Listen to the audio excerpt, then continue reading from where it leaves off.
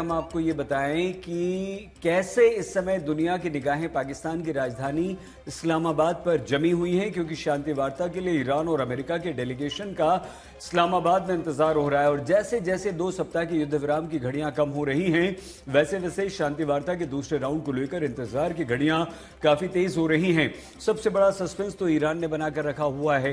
Trump बार बार धमकी दे रहे हैं, अगर डील नहीं हुई तो अंजाम बहुत बुरा होगा। लेकिन ईरान कह रहा है कि हम पलटवार के लिए बिल्कुल तैयार है, हमारा ब्रह्मास्त्र तो अभी हमने निकाला ही नहीं है। अब सवाल यह है कि बात बनेगी या फिर से युद्ध की नौबत आएगी, और ये युद्ध अब पहले से कहीं अधिक भीषण होगा। देखिए,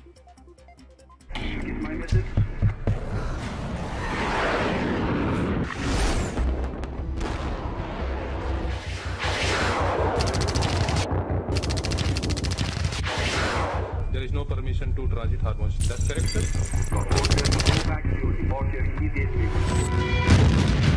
ईरान और अमेरिका में वार्ता होगी या फिर से युद्ध होगा? युद्ध विराम का काउंटडाउन शुरू, वार्ता में पेच कहां फंसा है? ट्रंप की धमकियों ने बढ़ाया पारा, ईरान बोला करेंगे पलटवार। यूरेनियम और होर्मुज पर तगड़ा टकराव, अब कैसे बनेगी बात? इस्लामाबाद टॉक के लिए अमेरिका तैयार, ईरान का सस्पेंस बरकरार।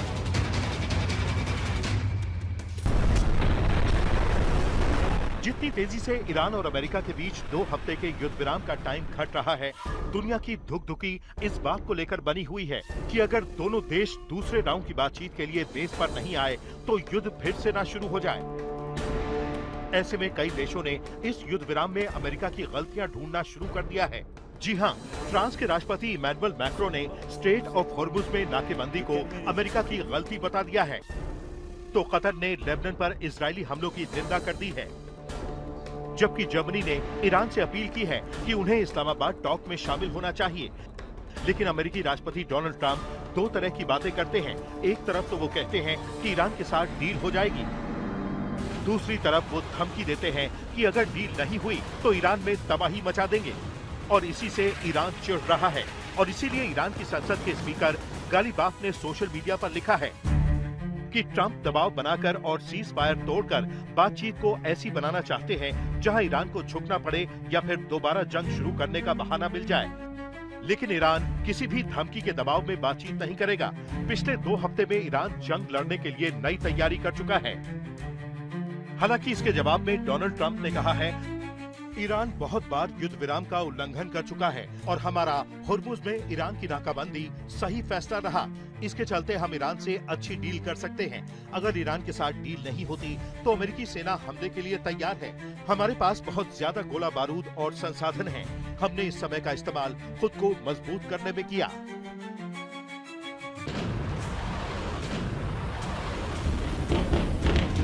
अमेरिका और ईरान के बीच 8 अप्रैल से लागू हुआ सीज फायर 22 अप्रैल को खत्म हो रहा है।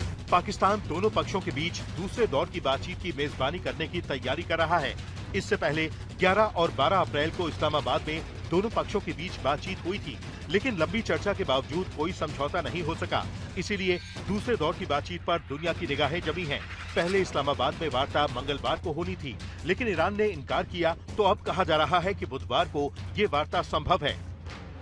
इंटरनेशनल मीडिया के मुताबिक खबरें यहाँ तक हैं कि अगर बातचीत सफल होती है तो राष्ट्रपति डोनाल्ड ट्रंप खुद इस्लामाबाद जा सकते हैं या वर्चुअली इसमें शामिल हो सकते हैं। वैसे ट्रंप भी ये कह चुके हैं कि अगर ईरान के साथ डील हुई तो वो पाकिस्तान जा सकते हैं। I would go to Pakistan, yeah. Pakistan has been great. They've been so good. Islamabad, I might go. Yeah. I might go. If the deal is signed in Islamabad, I might go. The field marshal has been great. The prime minister has been really great in Pakistan. So I might go. They want me. लेकिन जब तक America और Iran दोनों देशों के delegation Islamabad नहीं पहुंच जाते, तब तक ये कहना मुश्किल है कि वार्ता शुरू होगी। वैसे आपको बता दें कि अमेरिकी उपराष्ट्रपति जेडी वैंस भी इस्लामाबाद वार्ता में हिस्सा ले रहे हैं, तो उनके साथ डोनाल्ड ट्रंप के सलाहकार और करीबी स्टीव विटकॉफ और ट्रंप के दामाद जेरेड कुशनर भी इस्लामाबाद में शामिल होंगे। लेकिन ईरान की तरफ से कौन कौन इस्लामाबाद टॉक में शामिल होगा, ईरान कुछ भी क्लियर नहीं कर रहा है। कई रिपोर्ट्स के मुताबिक इस वक्त ईरान में IRGC ने कूटनीति का मोर्चा संभाल लिया है। अब IRGC chief brigadier general Mohammad Ahmad Vahidi तय करेंगे कि अमेरिका से क्या बात होगी, और ये भी वहीदी तय करेंगे कि ईरान की तरफ से कौन वार्ता के लिए इस्लामाबाद जाएगा। पिछली दफा ईरान की तरफ से वार्ता में मोहम्मद बाघेर गालिबाफ और अब्बास अराक्ची शामिल हुए थे, लेकिन इस वक्त ईरान में IRGC commander major general Ahmad Vahidi अब ईरान के सबसे ताकतवर शख्स बनकर उभरे हैं। इस पावर शिफ्ट का सबसे खतरनाक असर दिख रहा है स्ट्रेट ऑफ हॉर्मुज पर, जहां ईरान के विदेश मंत्री अब्बास अराक्ची इस समुद्री रास्ते को खोलने पर सहमत होते दिख रहे थे। वहीं IRGC ने इस फैसले को पलट दिया है। सूत्रों से खबर ये भी थी कि पिछली वार्ता में अब्बास अराक्ची कुछ नरमी दिखा रहे थे, इसीलिए हो सकता है दूसरे राउंड की वार्ता में वो पीछे रखे जाएं। न्यूयॉर्क टाइम्स का दावा है कि ट्रंप के तौर तरीकों से ही बात बिगड़ गई है। ट्रंप बड़े बड़े दावे कर देते हैं कि ईरान ने सारी बातें मान ली हैं, वो संवर्धित यूरेनियम सौंप देगा, संवर्धन बंद कर देगा, जबकि ईरान ट्रंप के सारे दावों को झुठलाता रहा है। Iran does not have a nuclear weapon, and they've agreed to that. Iran's agreed to that, and they've agreed to it very powerfully. They've agreed to give us back the nuclear dust that's way underground because of the attack we made with the B-2 bombers. So we have a lot of agreement with Iran, and I think something's going to happen very positive. जिस uranium को लेकर Trump ने दावा किया, उस पर Iran ने ऐसा बयान दिया कि जिससे साबित होता है कि ईरान कभी यूरेनियम पर अमेरिकी शर्तों को नहीं मानेगा। ईरानी विदेश मंत्रालय के प्रवक्ता इस्माइल बघई ने कहा है कि ईरान ने अपने उच्च स्तर पर संवर्धित यूरेनियम के भंडार को अमेरिका को सौंपने पर सहमति नहीं दी है, और ये मुद्दा किसी भी दौर की बातचीत में नहीं उठा। जिस तरह ईरान की जमीन हमारे लिए पवित्र और महत्वपूर्ण है, उसी तरह संवर्धित यूरेनियम भी हमारे लिए महत्वपूर्ण है। ऐसे में अगर ईरान और अमेरिका के बीच दूसरे दौर की शांति वार्ता शुरू होती है, तो दो मुद्दे बहुत बड़े हैं। ईरान का यूरेनियम और परमाणु प्रोग्राम, स्ट्रेट ऑफ हॉर्मुज में अमेरिका की नाकेबंदी।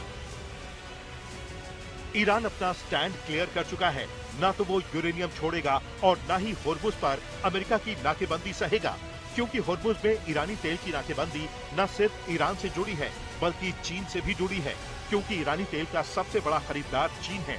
ऐसे में चीन अमेरिका और ईरान की वार्ता के लिए पाकिस्तान का पूरा समर्थन कर रहा है। आज तक ब्यूरो। जैसे कि मैं सो रहा हूँ तो पिताजी को जगाना है मुझे, तो वो डायरेक्ट उठाने के बजाय, और हिंसा की परंपरा मेरे यहाँ नहीं थी सौभाग्य से, तो वो क्या करते थे कि उस कमरे में आ जाएंगे या बाहर से गुजरेंगे और चौपाई बोलेंगे, प्रात काल उठ के रघुनाथा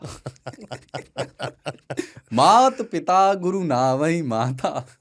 कभी कभी मैं गुस्से में उठ करके अरे पापा चरण स्पर्श किया और सो गया। मैंने कहा अब मत उठाना।